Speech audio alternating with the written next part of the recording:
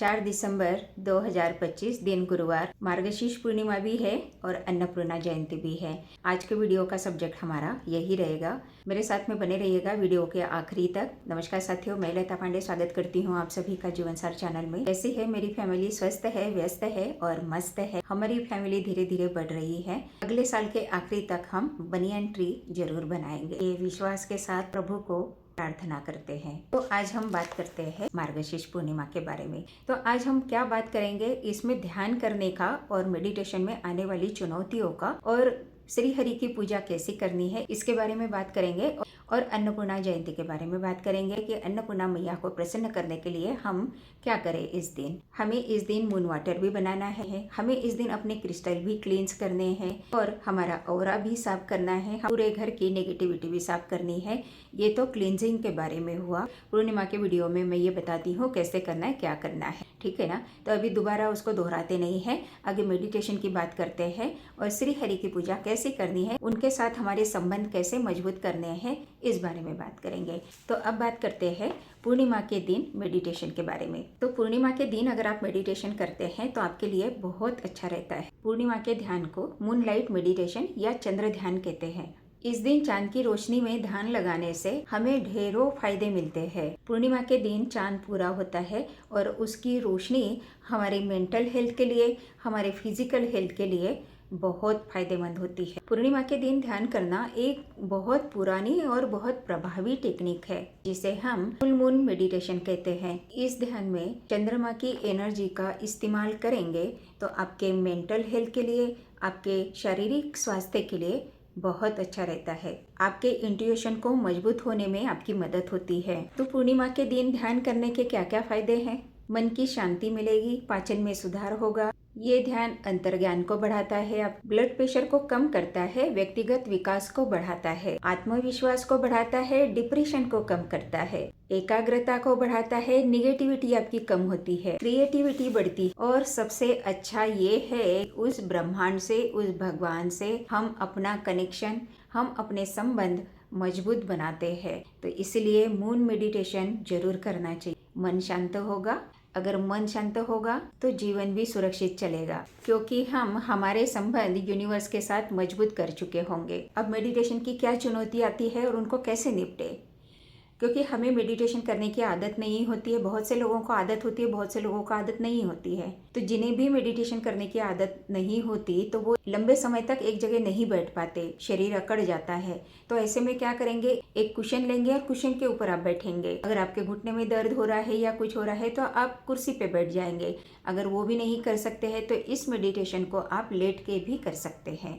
तो ये तो हुई पहली बात। और मेडिटेशन शुरू करने के पहले थोड़े अपने शरीर की स्ट्रेचिंग कर ले ताकि आपका मन शांत होने में आपकी मदद हो जाए। दूसरी बात, जब मेडिटेशन करने बैठेंगे ना तो आपकी बेचैनी बढ़ सकती है।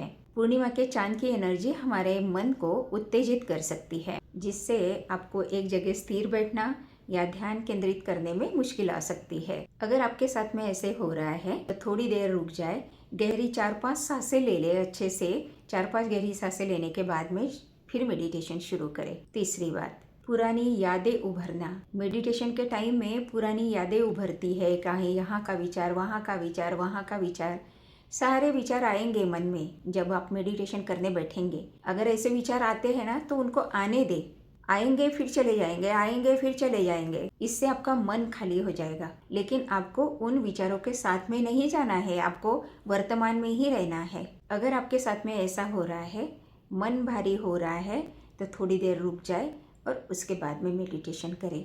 अब बात करते हैं कि मार्गशीर्ष महीने में पूरे महीने आप भगवान की पूजा नहीं कर पाए हैं या किसी एक दिन किया, किसी दिन नहीं किया, किसी दिन हो पाया, किसी दिन नहीं हो पाया, क्योंकि ड्यूटी जाना होता है, काम करना होता है, क्योंकि जीवन को भी सर्वाइव करना है तो नहीं टाइम दे पाते हैं। तो मार्गशीर्ष पूर्णिमा के दिन, एक दिन जिस तरीके से मैं बता रही हूँ, इस दिन भगवान की सेवा कर लीजिएगा, पूरे महीने भर का पुण्य आपको मिल जाएगा। तो कैसे सेवा करनी है, अगर आपके पास में श्री हरि की और माँ लक्ष्मी की संयुक्त मूर्ति है तो दोनों को, या फिर श्री हरि की ही मूर्ति है तो उनको सबसे पहले पंचामृत से नहलाए। उसके बाद में केसर मिला और चंदन मिले हुए दूध से, शंख से उनका अभिषेक कराए। उसके बाद में उनको सादे पानी से नहलाए। ऐसा करने के बाद में उनकी मूर्ति को बहुत अच्छे से पोंछ ले, हौले हाथों से पोंछने के बाद में उनको धुले हुए या नए कपड़े जो भी आपके पास में है, पीले वस्त्र पहनाए। उनको पीले वस्त्र पहनाने के बाद में उनको पीले कपड़े के ऊपर, किसी चौकी के ऊपर या फिर अपने आपके मंदिर में ही उनको पीले कपड़े के ऊपर स्थान दे। उसके बाद में उनको केसर और चंदन मिला हुआ तिलक लगाए। उनको तिलक लगाने के पहले वो तिलक आप अपने आप को भी लगाए, क्योंकि पहले शुद्ध होंगे उसके बाद में भगवान को तिलक लगाएंगे। तो अपने आप को शुद्ध कैसे करेंगे? वो जो केसर और चंदन का तिलक आपने बनाया हुआ है उसको सबसे पहले अपने नाभि पे लगाएंगे, अपने कंठ पे लगाएंगे, अपनी जीभ पे लगाएंगे और फिर आपके थर्ड आई पे लगाएंगे। इसी तरीके से चारों जगह अपने शरीर पे तिलक लगाने के बाद में भगवान को फिर तिलक लगाए। उसके बाद में उनको पीले फूल, पीली मिठाई, पीले फल चढ़ाए। उसके पहले गाय के घी का दीपक जलाए। चंदन की या पारिजात के सुगंध की आपके पास में धूप है तो वो जलाए। वातावरण एकदम सौहार्दपूर्ण कर दे, एकदम खुशबू वाला कर दे। अगर आपके पास में पारिजात का या चंदन का या गुलाब का इत्र है तो वो उनको चढ़ाए। उसके बाद में उनको जनेऊ भी चढ़ाए।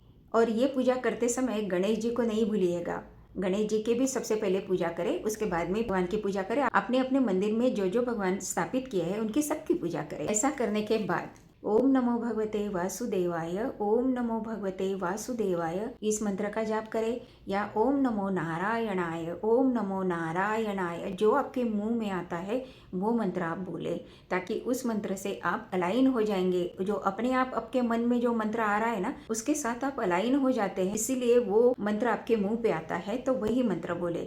ये सब मंत्र जाप वगैरह करने के बाद में भीमसेनी कपूर ले और फूल वाले 2 लौंग ले और उससे उनकी आरती उतारे और श्रद्धा से उनको प्रार्थना करे कि हे प्रभु, मैं पूरे महीने भर आपकी पूजा नहीं कर पाए, आज मैं आपकी पूजा कर रही हूँ, मुझे माफ करना और इस पूजा का फल मुझे जरूर देना। और इसके बाद में जब भी आप आसन से उठेंगे तब आसन के नीचे जल डालिए थोड़ा सा। उस जल को अपने दोनों आंखों के ऊपर 3 बार लगाए।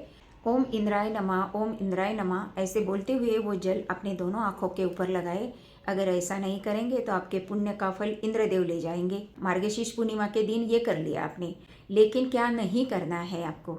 इस दिन हम मार्गशीर्ष पूर्णिमा के दिन, पूर्णिमा होने के कारण तुलसी दल नहीं तोड़ते। अमावस्या के दिन तुलसी दल नहीं तोड़ना चाहिए। अगर आपने पहले चढ़ाए हुए तुलसी दल अगर संभाल के रखे हुए वो आप इस्तेमाल कर सकते हैं। और सर्दी में कभी कभी तुलसी मैया रूठ जाती हैं तो वो मैं चढ़ाए हुए पत्ते भी संभाल के रखती हूँ और उन्हीं को फिर इस्तेमाल करती हूँ। गमले में गिरे हुए तुलसी के पत्ते होते हैं, उसी से आप अपनी पूजा पूरी कर सकते हैं। सबसे इम्पोर्टेंट बात कि किसी भी पूर्णिमा के दिन आप किसी के घर का खाना नहीं खाना चाहिए। अगर खाना खाते हैं उस दिन तो आपके 15 दिन का पुण्य का नाश होता है। अगर अमावस्या के दिन आप किसी के घर का खाना खाते हैं तो आपके 1 महीने के पुण्य का नाश होता है। अगर आप मकर संक्रांति के दिन किसी के घर का खाना खाते हैं तो आपके 6 महीने के पुण्य का नाश होता है। तो क्या आप ऐसा चाहेंगे? नहीं चाहेंगे। तो इन तीनों दिन कभी भी किसी के घर का खाना नहीं खाना चाहिए। ये हो गई पूर्णिमा की बात। अब बात करते हैं अन्नपूर्णा मैया की बात। 4 दिसंबर 2025 दिन गुरुवार को अन्नपूर्णा जयंती भी है। तो अन्नपूर्णा जयंती के दिन हमें उनको मनाना चाहिए, उनकी पूजा करना चाहिए और उनको प्रसन्न करना चाहिए। इसके लिए आप क्या करेंगे? सबसे पहले आप अपने किचन को पूरी तरह से साफ कर लीजिए। साफ करने के बाद में आपके किचन के नॉर्थ ईस्ट दिशा में ये काम करेंगे। अगर आप नॉर्थ ईस्ट में नहीं काम कर सकते हैं, ये आपके पास जगह नहीं है, तो आप अपने गैस स्टोव के पास में भी ये उपाय कर सकते हैं। क्या करेंगे? एक दिया लेंगे। 1 बाती का दिया हो सकता है, 4 बाती का दिया हो सकता है। तिल के तेल का दीपक जला ले, घी का भी दीपक जला सकते हैं जो आपके पास में है। दीपक जलाने के बाद में आप अपने चूल्हे की भी पूजा करेंगे। हल्दी, रोली, चंदन, अक्षत से उनकी पूजा करेंगे, फूल भी चढ़ाएंगे। अन्नपूर्णा माई का ध्यान करते हुए, दीपक जलाते हुए और पूजा करते हुए आप इस मंत्र को बोलते रहे। मैं मंत्र बता रही हूँ। ये अन्नपूर्णा माई का बीज मंत्र है। ओम ऐं ह्रीं क्लीं नमो भगवती माहेश्वरी अन्नपूर्णे। इस मंत्र का आप जाप करें। 11 बार करें, 21 बार करें, 51 बार करें। अगर छोटा मंत्र लेना चाहे तो ओम ह्रीं अन्नपूर्णाय नमः, या फिर और एक थोड़ा सा आसान सा है, अन्नपूर्णे सदा पूर्णे शंकर प्राण वल्लभे ज्ञान वैराग्य सिद्धर्थम भिक्षांच देहि पार्वती। ये भी एक मंत्र है।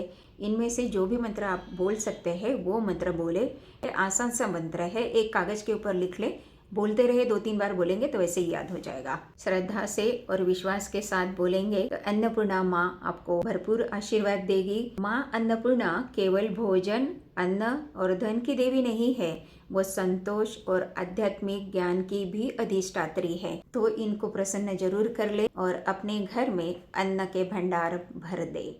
अगर वीडियो आपको अच्छा लगा तो वीडियो को लाइक करें, कमेंट करें, शेयर करें ज़्यादा से ज़्यादा और कमेंट बॉक्स में श्री हरि विष्णु और माँ अन्नपूर्णा जरूर लिखें। Thank you very much. Thank you very much.